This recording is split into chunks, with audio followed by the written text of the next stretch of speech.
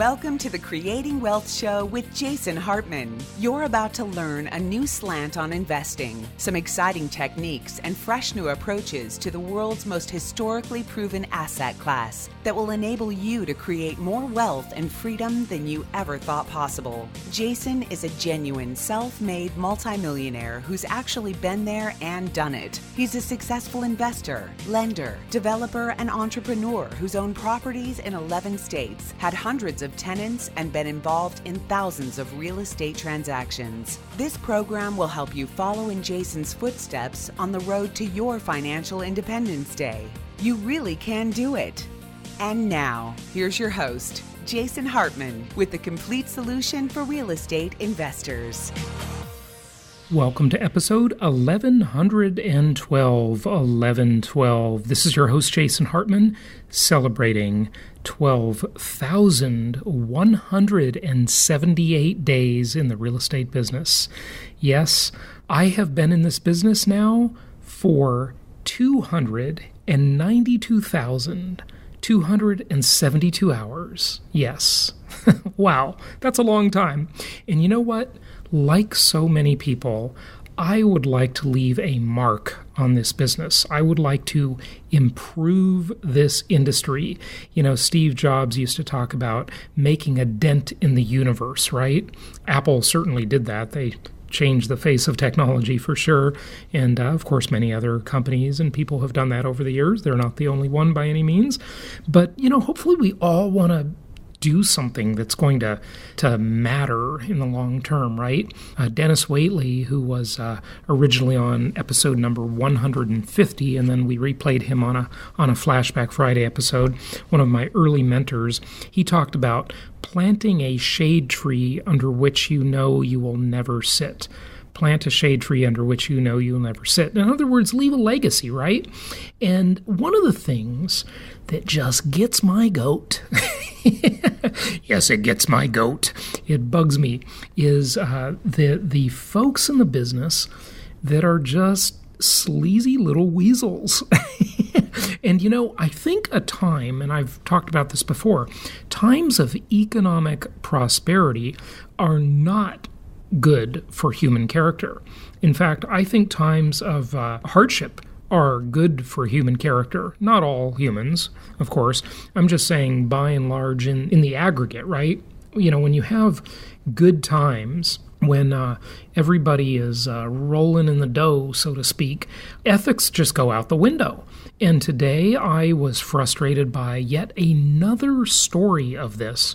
And, you know, I don't think you'll see anybody else in our little cottage industry that goes to bat for our clients the way we do. You know, I've had people come and go with my firm over the years that did not go to bat for clients, that serve their own interest and, you know, found a way to show them the door, if you will, because we are definitely on a mission to improve things for our clients. And our major enemy, if you will, the common enemy that I think we all have, is the folks on Wall Street who are siphoning all the profits off the top for themselves. You know, it's just an insider's game, right?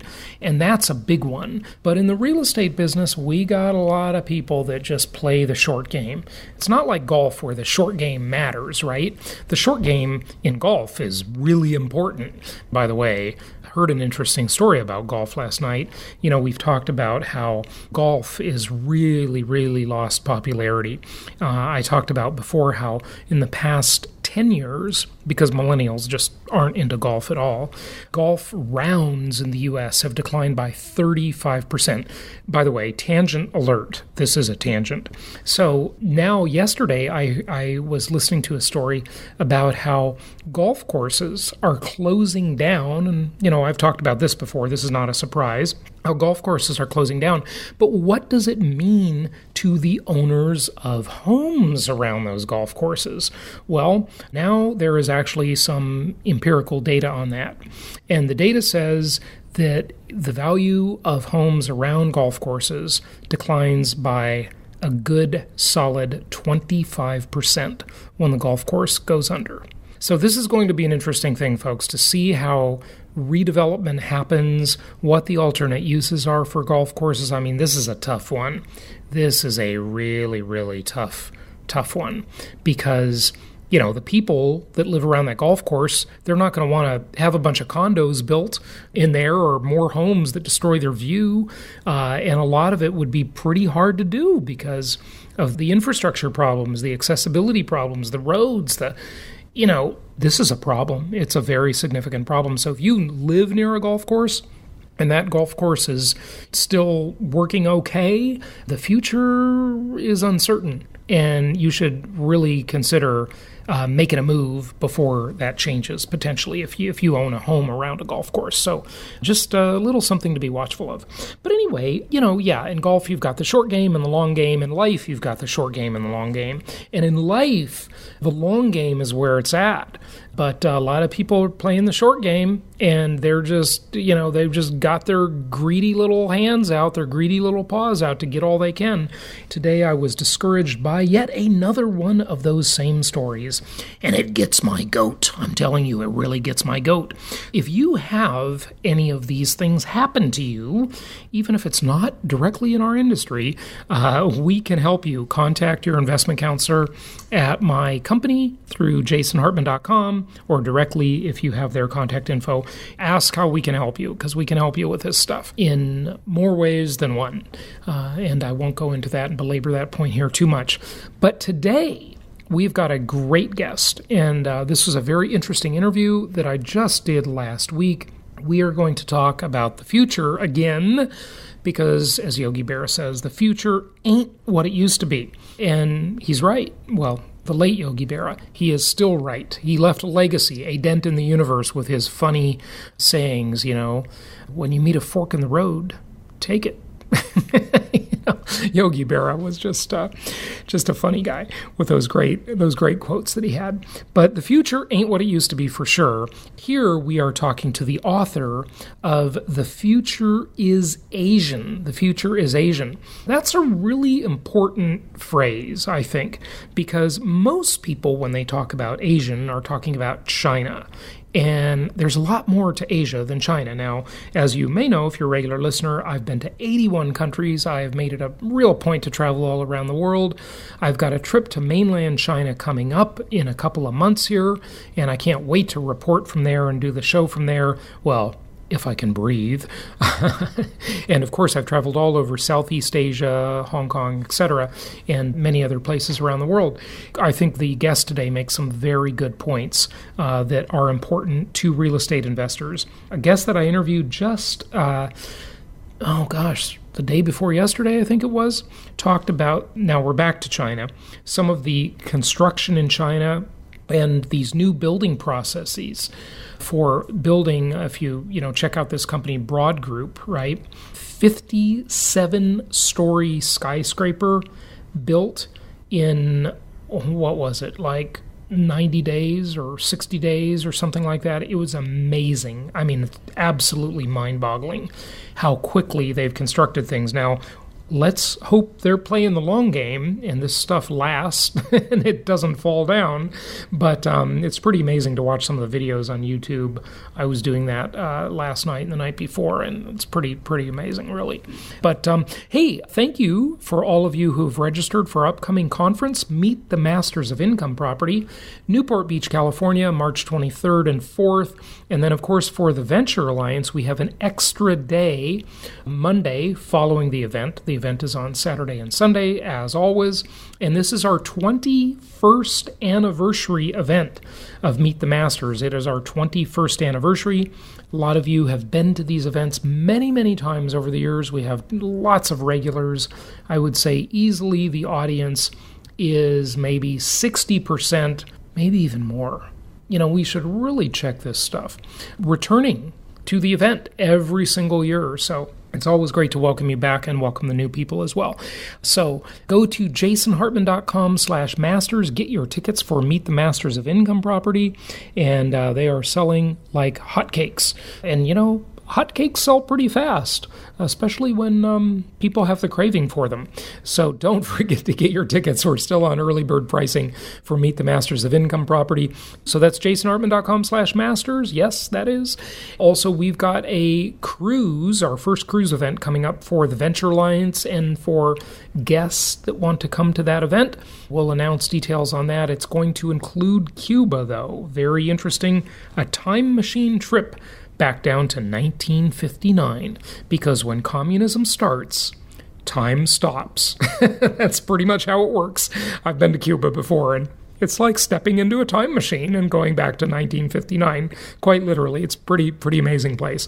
So more to come on that, but for now, jasonhartman.com/masters, and let's get to our guest and talk about The Future is Asian. Here we go. It's my pleasure to welcome Parag Khanna to the show. He is a leading global strategy advisor, world traveler, and best-selling author. He is founder and managing partner of FutureMap, a data and scenario-based strategic advisory firm. He has several great books, but the newest is The Future is Asian, Commerce, Conflict, and Culture in the 21st Century. And before that, Connectography, Mapping the Future of Global Civilization. Parag, welcome. How are you? Very well. Nice to speak with you. Yep, it's good to have you on the show. So these are fascinating topics, especially in light of the international trade issues that we're all discussing nowadays. Talk to us a little bit about Connectography first, if you would. Kind of what the general premise of that book is. Absolutely. Well, that book came out a couple of years ago, but in my mind, and certainly based on what's happening in the world today, it's as relevant as ever. I argue that connectivity in the form of infrastructure, like everything from highways and railways to electricity grids and internet cables and satellites, is really the most powerful force in human history. And whatever technological capability we have, we use. And we use it primarily to keep building more and more connectivity around the world. So that was a book that really was about globalization and the future of globalization. Despite all the pessimism we have today about trade wars and so forth, connectivity continues to be built all the time. Think about China's Belt and Road Initiative, building all these new infrastructures across Eurasia with 6 billion people. Think about new internet cables being laid down every month. And that increasing volume of connectivity enables the next wave of globalization, which is both physical and digital. So really, that was a book about the dynamics of all of that connectivity and how it plays out both peacefully and competitively, and especially how it elevates the role of cities in the world, cities and megacities, kind of thriving urban metropolitan hubs, financial centers, and how really a great country is made up of great cities. So those are some of the arguments in the book. Mm-hmm. Dig a little deeper into the city component that you mentioned. Why cities? I mean, what do you mean when you say that? Certainly we all know why cities are important and so forth, but what angle are you taking that from? I take it from a much deeper angle than most people. As you know, it's kind of a hot topic right now just to talk about cities, and the world economy is based on cities, demographics is centered around cities. That's all true, but we have to remember something even deeper than that. Cities predate nations, they predate empires, they predate civilizations. Cities are really the oldest kind of, social, physical, societal construction that we have. We've had cities for 7,000 years. So it's very important to remember that empires can rise and fall. Countries are disappearing off the map all the time through civil war. But cities persist, cities remain. So they are very important. Now we live in an age of the mega city, right, where truly cities are more important than countries. And again, as I said before, you can't even have a successful country without successful cities. And, whereas for thousands of years, urbanization was an organic process. It just happens kind of voluntarily. Now it's become a strategic process where not only do countries consciously and even involuntarily drive people and allocate people into different cities, but we design them in advance with a purpose, like special economic zones, factory towns, ports. We build these from scratch, smart cities, as they're called. Songdo in South Korea. Google is doing one in Arizona. We're retrofitting cities to add new districts to make them smart, like what Toronto is doing with Google and its waterfront and so forth. So cities have really become a very strategic, conscious, competitive enterprise, and nations get ahead by making their cities get ahead. Mm-hmm. Very interesting, very interesting. We've all talked about globalization, of course, and we sort of all understand the rise of globalization, what it's done to lift people around the world into, or at least towards, the middle class. But what is hyper-globalization? There's so many superlatives like hyper-globalization and, unlimited globalization and so forth. And there's also the same in the opposite direction, like implosion, reversal, retrenchment, death of globalization. I don't want to sort of grope for the thesaurus, to make my point. But simply put, again, globalization is something that happens because of connectivity. We are building connectivity more relentlessly than ever in human history in every dimension, from sharing energy to sharing financial capital to sharing technology and data. So all of that globalization is happening more and more and more. And we haven't really seen anything yet, you might say. Remember that we're coming upon a period where soon pretty much every single human being in the world will have a mobile phone. We're going to have 5G around the world. So if you think that globalization is, nearing an end, you're basically crazy. Right. Yeah, absolutely. We've got this amazing world in which we live where we've got this almost frictionless global commerce, the ability to obtain information, products, sell products, services, whatever. It's truly an amazing time to be alive, as I always say. In The Future is Asian, tell us about the premise of that book, if you would. So I wrote this book over the last couple of years, particularly having been based in Asia, and in order to demonstrate a few things. First of all, Asia is Asianizing. Asia is growing together. For 500 years, Asia has been divided by colonialism and the Cold War. And Asia stretches everywhere from the Arabian Peninsula all the way to Japan, and from Russia to Australia. In other words, a very, very, very vast distance encompassing 5 billion people.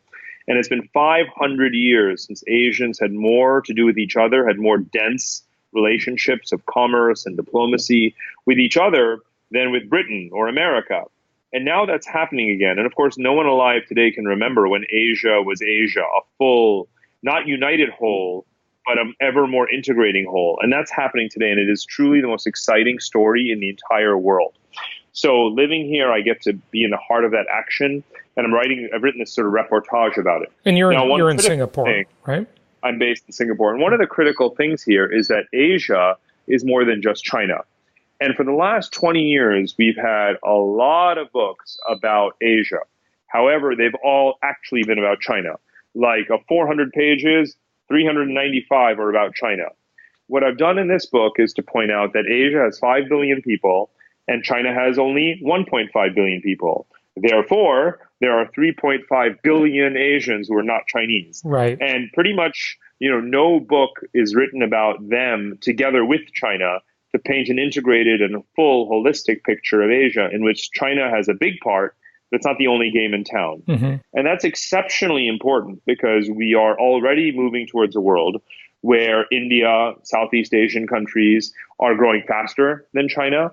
They have younger populations, so investment is moving away from China into those countries. Southeast Asia, where Singapore is, has 700 million people. It receives more foreign investment than China itself does.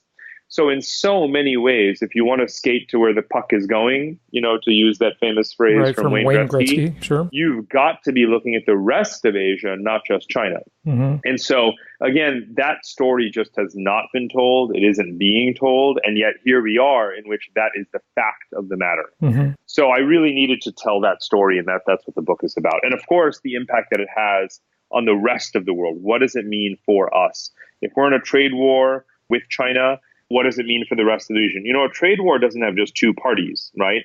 Europe is a part of the US-China trade war. Southeast Asia and India are a part of the US-China trade war because trade is not about winners and losers. It's about substitution. It's about who wins or who benefits from someone else's loss, right? And it isn't necessarily the two players. It can be a third party or a fourth party. And that's what's happening right now. Again, I can tell you who's going to win the US-China trade war. It's Southeast Asia, right? Because of all that investment that's moving out of China. And I can tell you the ways in which it's good for certain American industries and bad for other American industries, right?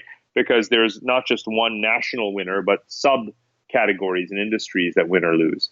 So all of those dynamics. Before you move on, tell us about how it is for the American worker, though, because, that's one of the sales pitches is that, look, this is good for American workers. And I do believe, as much as I want to be a free trader and, embrace the libertarian ethic, that when the playing field is so unlevel in terms of wages, regulations, whether they be environmental or worker safety, OSHA type things, it's pretty hard to have straight open trade in that environment. Although I love the idea of, open trade and free trade, but can it work given the very different burdens and yokes under which the different parties play? Is it even possible? Well, there's almost no such thing as, straight up free open trade, right? And certainly not with Asia, right, where industrial policy and subsidies are the norm,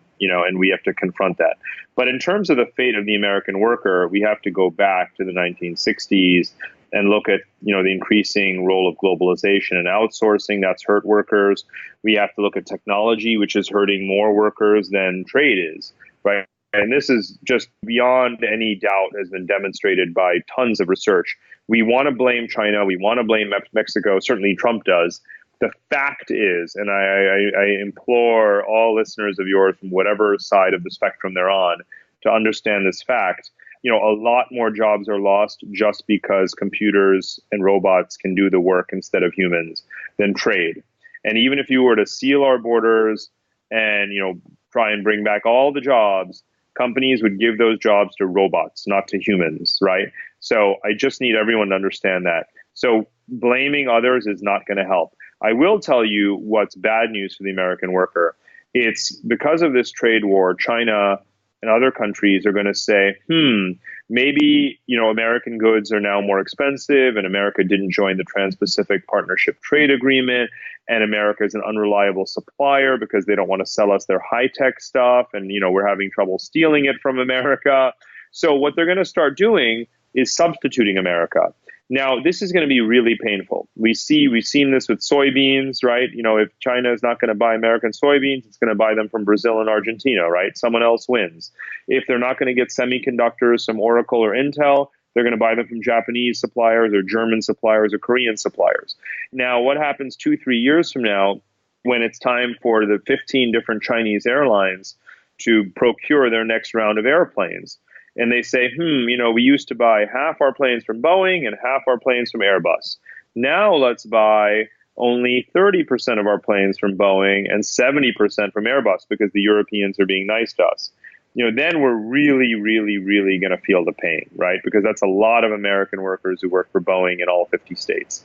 So you got to be really, really careful when you play these trade wars and you think that you're quote unquote winning and you think that there's just one round to the game. These things go on forever, literally forever. That's why in connectography, I use the phrase tug of war. Tug of war is this ancient sport, that this ritual, really is human ritual. And a tug of war match can go on forever, right? It's a team that's heaving and hoeing for hours and hours and hours. And that's kind of what tug of war is in the trade world, except there's multiple teams and the rope goes in multiple directions, and that's how complicated it gets. So please don't believe anyone who tells you that anyone has won the war, right? It's going to morph and mutate and go in all sorts of different directions. But by and large, the biggest mistake you can make is to think that the stuff that you make is so unique that no one else can sell it. Because the law of technology diffusion is that even some of the most sensitive and wonderful inventions in the world, that America invented, are being caught up by others, and others are starting to make them too. So it turns out that China only depends on America for a very small set of components. And even those, it can either now make itself or get from others. So we've got to be really careful and be more calculated about these things and not rhetorical. Okay, so fair enough, that's the set of components you talk about, but what about just the overall money, the consumer market, the size of that market? I mean, the U.S. is still by far the biggest. Of course, that dynamic is shifting over time, but right now and for quite a few years, the U.S. has the biggest consumer market, right? Yeah, yes and no. So the U.S. is the largest economy in the world in U.S. dollar terms. But in purchasing power parity terms, which is a much more useful indicator of economic size because you price the goods and the currency that people actually buy them in, by that metric, which again is far more useful and way more economists use it now, China is already the largest economy in the world. And our economy, the American economy, because it's 65, 70% based on consumption, a lot of those services are domestically bought and sold. So they're not really all that accessible in a way to foreigners. So in terms of the American consumer market being really large. What you mean there is, you can't export a haircut, right? Is that kind bingo. of Yeah. Construction, sure. Even like legal services, a huge part of the American economy, right, is stuff that Americans buy and sell to other Americans, and there isn't really a lot of competition for those things because it's like a haircut, right? Yeah. Or it could be university education, right, or something like that. So the slice of the American economy that's accessible to foreigners to sell their physical goods into or something like that is not nearly as large as you think it is. And in terms of economic forecasts, 90% of the consumption growth in that category is coming from the 5 billion people of Asia. It's not coming from the slow-growing Europe. It's not coming from our sluggish economy, which is going to go into recession next year. And when you say our, you mean the U.S. economy, right? Right, right. Okay. So now what's happening is that, as I said, Asia is Asianizing. Asians are selling to other Asians rapidly, right? They're selling each other more mobile phones. They're selling each other more televisions. They're flying in planes to each other's countries as tourists, more and more and more. They're buying less from the U.S. Okay, so let me just, I want to just drill down on this because I think it's really important. First of all, I'd love to have you explain the purchasing power parity point, because I think that is very important, as you mentioned. But also, this seems like this discussion kind of harkens back to Peter Schiff's theory from many years ago, not sure if you follow his work, about this decoupling that never happened. Because all of the stuff you said is completely accurate, but I don't know if there's one more major point we just talked about, just the overall size of the U.S. economy versus the Chinese economy versus the Indian economy versus, the Eurozone. It's just bigger, right? It's just a giant economy. Of course, you can't export. Well, so the world has 3 giant economies, and let's just say that they're roughly, relatively equal in size, especially in PPP terms. North America, especially the U.S., is one of them, one pillar. Let's say it's a third, right? Europe, the Eurozone, is actually bigger than the U.S. economy, but let's just say it's a third. Yeah. And then Asia, right, is a third. So we are going to be in a multipolar economic world for a long time. Whether you're number 1, number 2, or number 3 is really doesn't matter for the purposes of this conversation if you're 1/3, 1/3, 1/3, right? So now let's take all of the Fortune 500 American companies, Coca-Cola, Boeing, General Electric, Google, you name it, right? Now, for the majority of American companies, they generate anywhere from 40 to 70% of their revenues from abroad. I mean, there's exceptions, but some of the biggest, most significant, largest employers and so forth, globalization matters for them. It matters a lot, right? When Apple's sales decrease internationally, it affects the share price, right? Because even though Apple, even though Americans still buy more Apple stuff than any other country, and there's more Apple stores in America than almost the rest of the world combined, that rest of the world combined is still a hell of a lot of iPhones and iPads and whatnot, right? Yeah. So if that number goes down because of the trade war, I don't know if you've seen the news, but just in the last few days, Chinese have been so angry about the Huawei ban and the trade war. Sure. They're smashing their iPhones in public on the streets, and they're getting bribed to sign up for Huawei phones. As it is, Huawei sells way more phones than Apple in China anyway. Right. Now, what that's going to do is that's got Carl Icahn and the activist investors in a frenzy that they were already in because they've been trying to short sell Apple for a long time. So Apple, being the largest company in the world, this matters, right? The largest American company. It matters in the international dimension, affects even such a blue chip, steady, huge American company. It certainly affects lots and lots of others as well. Ideally, you're big in America and the rest of the world, right? Why would we be talking either or? Yeah, right. It's not an either or. It's just you have a bunch of customers, and hey, you want the U.S. as your customer. You've got global American companies, global European companies, and global Chinese and Asian companies, and they're all competing at home and they're all competing abroad, right? Anything you do that screws up your market share abroad, where the competition is getting tougher and tougher and stiffer, and they've got home field advantage, that's just not going to be good for you. Right. It's just not, right? I mean, even a third grader understands this. Yeah. So what we have to assess our policy against that yardstick. Are we making it easier? And that's why, even conservatives, even, lots of Republicans, they regret that the Trump administration did not join the Trans-Pacific Partnership Trade Agreement. In fact, the very first thing Trump did, or maybe the very second executive order he signed when he came into the White House, was to pull the United States out of a trade agreement with Asian countries that the U.S. itself designed and created. And now, as of literally yesterday, that trade agreement went into effect and every other country decided to join it except us. So now Canadians will have more preferential access in Asian markets than we will, right? And so we've really got to appreciate that this is not about just winning and losing. It's about substitution. Sure, of course, right? Of course. It's not an either or. I totally agree with you. Totally get it. But America, though, if you take the Peter Schiff decoupling statements from many years ago that so far didn't happen, but he said they would happen much sooner than they did. And, we'll see what the future holds. We don't know yet. But America could decouple more easily than anybody else, right? Like if there was this decoupling, because the U.S. actually has its own middle-class consumer base and can sell things to its own consumers. So it's much more important that those other countries export than the U.S. export. And if the U.S. workers, in this whole trade war discussion, what bothers me about it, and I'm not even really taking a position, right? It just bothers me that it seems like none of the news media is giving any credit to the Trump side in that American wages are finally going up after 40 years. It's insane that there's been no real dollar increase since 1977. I mean, of course, you can slice and dice stuff and, say, well, yeah, but there's this and that. I know, I get it. But, on the macro sense, right? Americans really haven't had a real dollar raise in decades, okay? And, no one's talking about how there's just more jobs, better jobs, wages are going up in the U.S. They're all just talking about how, the prices of iPhones are going to go up. And that's true, but I don't know, maybe it's worth it to have the price of, everything is so cheap. I can't even believe it when I shop for stuff nowadays. It is shocking. I try to remember how life was in the 80s and the 90s. I'm old enough, right? And when I bought things then, things were really expensive. The world is awash in cheap goods.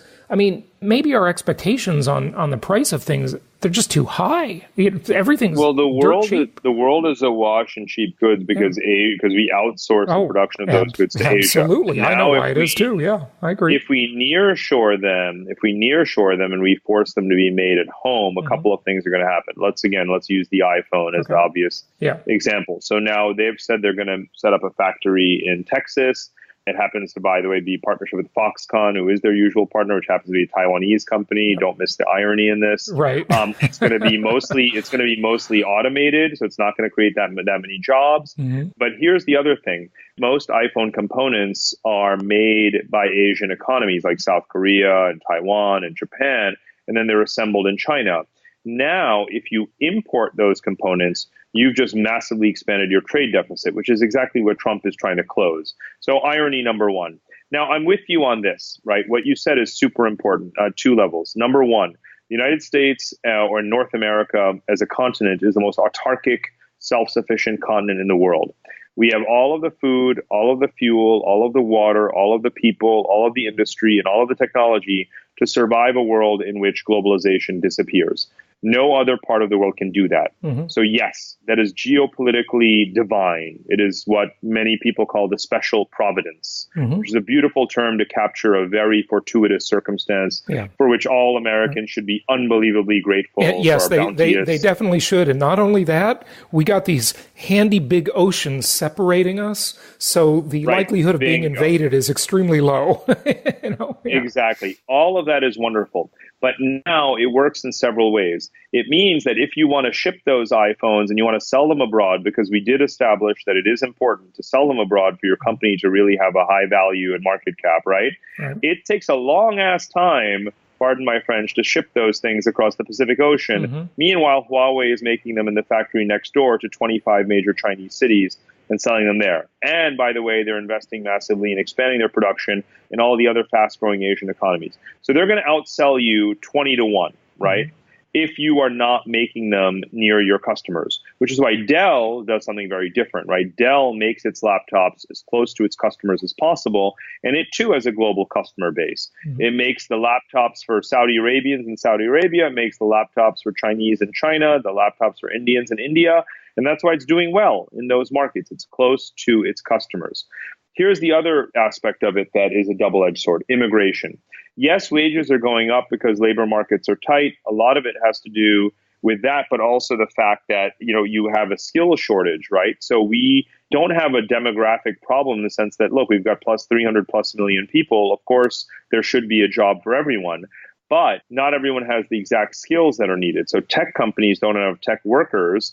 And since we don't have enough tech workers and we're not letting them in, you know what those companies are doing? It's not that they're not hiring. It's not that they're shutting down. It's not that they're shrinking. They're just expanding abroad. They're shifting jobs abroad. They're shifting entire offices abroad, right, to capitalize on those markets. You can't stop them from doing that. You shouldn't stop them from doing that because they're going to grow abroad, make more money, pay more taxes, bring more money home, and so on. It's a virtuous cycle.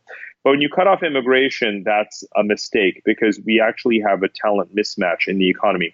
So it is okay to give Trump credit for certain things like the tax cut and the fiscal stimulus and the ways in which that's driving some amount of investment, creating jobs, reducing unemployment, wages going up.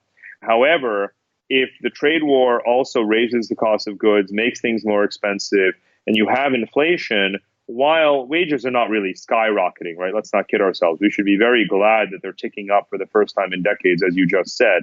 But let's not pretend that suddenly we have, some kind of German-like or Swedish-like salaries, right? We have nothing of the sort. So suddenly you're going to find that that's going to be damaging to the consumer economy and its health. So these things are just much more delicate than the bluntness of the conversation tends to suggest. I hear you. Well, look, this is stuff, Parag, that we could talk about for 3 days. I love these topics. They're very fascinating.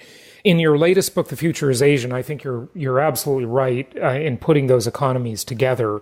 And one of the interesting graphics that you show, you never really went into the PPP thing. Feel free to do that if you want to take a moment. But you do have a very interesting graphic in the book about that, showing the United States as number 2 to China, with when you look at it in terms of PPP at $18.57 trillion, and China at about $3 trillion higher than that at $21.42 trillion, India being third. Anything you want to say about that before we wrap it up? Again, this is now the new conventional wisdom, really, in terms of understanding the economic composition. You take a basket of, everyday goods and you assess what people actually pay for those things. So, a carton of milk and a DVD player cost a lot less in China in renminbi, in their currency, than they do in US dollars. So why would you pretend that you would calculate the GDP of that country based on what an American would pay for the same things in America? The Chinese person doesn't live in America, right? So it's actually a very obvious thing. And now that we have the statistical tools, it's not really that complicated to measure economies in PPV size. That's what we more and more do. And because, and this is really the most important point here, China is not as trade dependent as we think it is. Its trade dependency has gone down. It's not as low as our trade dependency, because we're very self-sufficient. But their trade dependency has fallen very, very drastically because they also are a very large domestic consumer economy, because they also are building a large middle class. And so they also are more cushioned from global trade wars much more than we think they are. So a lot of countries that we think of as being all about low wage labor, doing menial factory work, they can't survive without putting together widgets and sending them to us. They only make rubber duckies and Walkmen. Like, that's kind of the old Asia, right? This book is about the new Asia, in which services economies are more than 50% of GDP, just like they are in the US. Where mega cities and, the consumer economy is thriving, flourishing, where it's not either or, but it's both and. They have the factory work and the services work. It's not a trade-off between retail and e-commerce. They have booming shopping malls and booming online trade, right? All of those things are happening at the same time in this part of the world. When you come here, you see it, you feel it, and you realize that, to go back to the point you were raising earlier, there is a bit of decoupling going on. Decoupling, when it was articulated 10, 15 years ago, was undoubtedly premature because it hadn't happened yet. I'm starting to see hints of it happening in a number of economic sectors when it comes to the availability of capital and liquidity and so forth. And so it's an idea that I actually do revive in this book, and I explore it. I don't claim that we're moving to a world of, islands that are detached and divorced from each other, but I am arguing that it's happening in certain areas more so than it did in the past, and it's something that we need to pay attention to. But most of all, to kind of come full circle, it really elevates the need to stay connected to those markets, because they are drifting away from you in some categories. And if you want to be a big global company, you've got to make the extra effort to be connected to those areas. Otherwise, they actually will decouple. Right. Absolutely. Good stuff. Give out your website, Parag. Tell people where they can find you and all your great books. ParagKhanna.com, ParagKhanna.com, and the book and everything else is on that site as well. Fantastic. Thank you so much for joining us from Singapore today. My pleasure. Thank you so much for listening. Please be sure to subscribe so that you don't miss any episodes. Be sure to check out the show's specific website and our general website, hartmanmedia.com, for appropriate disclaimers and terms of service. Remember that guest opinions are their own, and if you require specific legal or tax advice or advice in any other specialized area, please consult an appropriate professional. And we also very much appreciate you reviewing the show. Please go to iTunes or Stitcher Radio or whatever platform you're using and write a review for the show. We would very much appreciate that. And be sure to make it official and subscribe so you do not miss any episodes. We look forward to seeing you on the next episode.